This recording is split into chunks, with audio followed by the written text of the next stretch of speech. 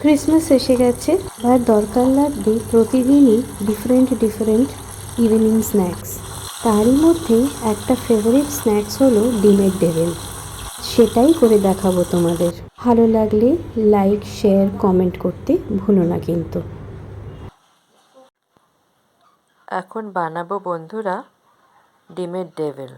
তার জন্য নিয়েছি 3টে ডিম সেদ্ধ করে অর্ধেক করে সাদা আর কুসুমটাকে আলাদা করে রাখা হয়েছে।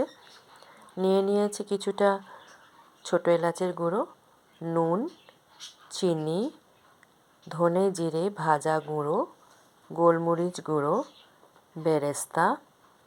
এটা হবে পুরের জন্য। আর অন্য বাটিতে নিয়েছি ম্যাশড পটেটো, মানে আলু সেদ্ধ করে ভেঙে রাখা হয়েছে। তার সঙ্গে নুন, গোলমরিচের গুঁড়ো, ভাজা মশলা গুঁড়ো আর ছোটো এলাচের গুঁড়ো। কড়াইয়ে তেল বসিয়ে দিয়েছিলাম, গরমও হয়ে গেছে। এবার ছাঁকা তেলে ডেভিলগুলোকে ভেজে নেব। তেলে দিয়ে দিয়েছি, আঁচটা খুব জোরে করিনি। যেহেতু ননস্টিক কড়াই নিয়েছি সেই জন্য খুব বেশি তেলও নেওয়া হয়নি। অল্প অল্প করে ঘুরিয়ে ডেভিলগুলোকে ভেজে নিচ্ছি। 3টে ডেভিল ভাজা হয়ে গেছে। কড়াইয়ে আর 2টো ডেভিলও বসিয়ে দিয়েছি।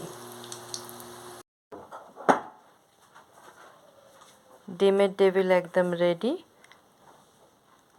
কে খাবেন চলে আসুন। রান্নাটা ভালো লাগলে লাইক করবেন, সাবস্ক্রাইব করবেন আর শেয়ার করবেন। ধন্যবাদ।